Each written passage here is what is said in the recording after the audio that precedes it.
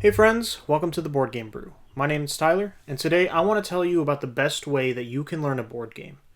Now, I've been there when I've had friends over, and we're about to play a game, we're looking at my shelves, I have a few behind me, so I invite friends over, and they pick a game, and I haven't played it yet, which is fine, except I can't teach the game, and it just it's a slow crawl from the start, it's a slow burn, and eventually it just crashes. We don't get to try the game because we just kind of give up on learning it, and we just pick something safe, and it sucks. Nobody wants to do that. And so I want to talk to you guys about the best way that you can learn a board game. So that way you can teach your friends. It's not always fun. Some friends like if you just send the rules ahead of time, or if they just know the homework assignment. That's awesome, but most people, in my experience, don't tend to do that, so you want to be prepared to teach them. And so, here's the best ways, in my opinion, for you to learn a board game so that you can teach your friends. Grab your drink. Let me run you through my thoughts. Alright, let's get this out of the way, the cop-out. If somebody else already knows how to teach the game, then just let them teach. Obviously, if you play with somebody that already knows how to play the game and they can lead, sure, that's the easy one. But we're not in that situation. We're trying to address your scenario where maybe you're trying to teach the game and it's not really working, and you got to figure it out. You got to teach the rules ahead of time. You got to learn the rules ahead of time. So no cop-outs here. We're not talking about if your friend already knows the game. And so the way that I personally got into board games is a good way for you to learn the rules of how to play that board game or any board game that has this available. It's a great way. It's a great tool. It might cost you some money to do this, but the best way in my experience is actually just get the video game version. If you were to buy Catan, Wingspan, any game that has a digital component, might not be on the Switch or the platform you currently have, board games are really easy to run on PC. Ton of great just experiences. There's also great apps like Board Game Arena. Just plenty of experiences for you to learn how to play the game from a video game. Now, what's nice about this is that the game will streamline the rules. A lot of good video game apps or games will even have a tutorial that teaches you how to play, which makes it super nice. It's really, really easy at that point. The game will just instruct you on how to play. You have somebody guiding you, which you can then teach on to other people. But the other great thing about this is you can get practice games, and so you can actually experience. You don't want to get too good and then just school your friends or whatever. You got to take it easy. You got to play fair. If you invite people over and you just bully them in your game, you didn't really win, because they didn't probably have a good time, depending on your friendship. But if you invite friends over and you already have experience, you know how everything goes, you're not going to just bully them through the game, but you've practiced the game, you've gone through these scenarios, you have a good grasp of how to play the game, then a video game is the best way, in my opinion, for you to learn a game ahead of time. This is actually how I learned how to play a Game of Thrones, the board game. Now, we have a couple friends that really, really love Game of Thrones. I remember talking to them every day leading up to the end of Season 8, which is a whole nother discussion. Season 8's not in this game, it's okay. But I remember we wanted to play this game, and this is a little bit of a heavier board game, at least for this group. We've never played something this heavy. It's a little bit like Risk, but there's more to it, there's more rules, and one or two of these people are not huge gamers, and that's okay. And some of them are, but they don't play that frequently. So I learned this game ahead of time. I had it set up ahead of time. And what I did is I bought the PC version. I played some practice rounds. I understood how the core game works. I'm not going to say that we didn't have any rules questions, but I had a good grasp of how to explain, hey, this is okay, this isn't, this is how this works, this is how you win. And, again, despite my little bit of practice, I didn't play a ton on the PC. I lost, and that's okay, and that's a good thing. Obviously, I want to win. I didn't take it easy on them, but I knew how to teach the game. So much so that people that are better gamers than me beat me at the game. Alright, so another great way is actually just a how to play video. I've made one of them myself, but I personally just found them super useful. You have somebody giving you a visual guide on how to play, what's going on. You get to see examples, you get to see the actual game components set up. And if the how to play is really well done, it'll be either fast and efficient or thorough and with a lot of examples and details, depending on your preference. And of course, there is the legend amongst everybody. Hi, and welcome to Watch It Played. My name is Rodney Smith, and in this video, we're going to learn... a how to play video is a great option for you to just throw it on up on the TV if everybody's cool with watching a video on how to play. You can send it to them ahead of time so they can watch it and they can get familiarized with themselves. Of course, that doesn't always make the best experience if everybody just comes over and we're going to watch a video. It also doesn't always make the best experience when they really don't want to do homework before they come to your game night.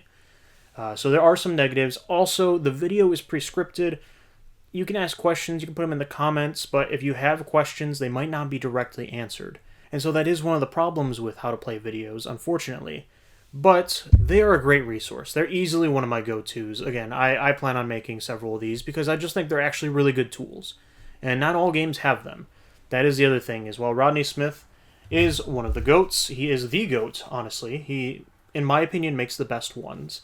Runs a little long, but he's very thorough. Well, I think Rodney's great, and he does a lot of good work. He can't do every game. And some games are just too big that the rules are going to be very, very long. But if you're wanting to get those played, you either have to watch that long video, or you're going to have to find a different avenue to learn the game. Those are some of the downsides to how to play videos. And if they are few and far between, they might not have a lot of good resources, if any. So that's one of the problems. And this goes for the video game apps too. Alright. Now, the third best way is just set up a practice game. If you're going to play, let's say, Onitama, just set it up. See what it would look like. See what it looked like if you were to move over to this side of the table, take a seat. Alright, what are my options? Why would I do this? What makes sense? Yeah, it's not the same. Yeah, if there's a game with hidden knowledge, you're not going to be able to really experience it that well. You're just practicing. You're just trying to see what scenario would happen. But a practice game is a great way just to see, if I set it up this way, what would happen? Try to execute it. Try to figure it out. Go to BoardGameGeek.com and look at the forums if you have a question. Dive into the rulebook. Set it up. Play it out. Especially if you're playing a cooperative game. Almost always, unless there's hidden information in the game, there's no reason you can't just practice yourself. Or if it's a dexterity game, or like something hidden, like I said, hidden information, a time management game, anything like that. Those might be a little harder to practice, but most cooperative games, you're playing Pandemic, you're playing Horrified, you're playing some of the bigger ones, you're playing the new Freedom 5. Set it up, practice the game, and it's a great way to just, okay, I've done this a time or two. You've basically played the game solo at that point. And if the game has a solo option, all the better. Do a practice game playing the solo mode. Ideally, if the game is similar, then the solo mode will have taught you how to play the game already. Don't alpha game it. Don't control the other people's turns for them. But it's a great way to just know the game ahead of time and help them learn the rules. And the last one is, of course, just read the rule book. I mean, you can do that ahead of time. You should be doing that anyways. If you're starting from this point when your friends get over, you did not set them up for a good game night. And if you're playing a game like Apex Legends, this game has, 1, there's an expansion, 2, a lot of rules. And there's a co-op mode, maybe you want to play that.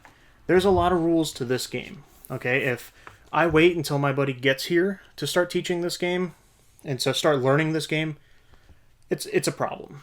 Just read the rulebook. Start there. Just try to familiarize yourself. At least even find, if a game has it, Apex does have it, somewhere over there. If a game has like a turn reference, know what every single thing on that reference does.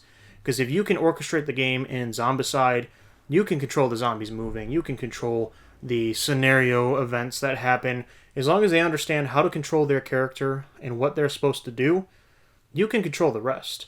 So at least familiarize yourself with what your options are on your turn. You can move, you can attack, you can open a door. Know what those things are. You know, you should be familiar with everything that they can do. And if it's a game that allows you just to control the overall, everything else, where the zombies are moving, where they're spawning, what happened, you do that and you teach them how to play their stuff. Again, the reference cards are over there. Know the reference card. Sometimes on the back of the rulebook there's a little guide. Not in this case. I know this video is a bit of rambling, but this is really what I was going for. These are just my coffee thoughts. These are, if I'm just sitting back and relaxing, I'm thinking about a topic, this is what comes to mind. I'm sipping on my coffee and I'm thinking, what's the best way that I can prepare for a game night? How can I teach my friends and help them have a good time with me? Board games are absurd and expensive, and both in terms of complexity, weight, very heavy, and also just physically very heavy.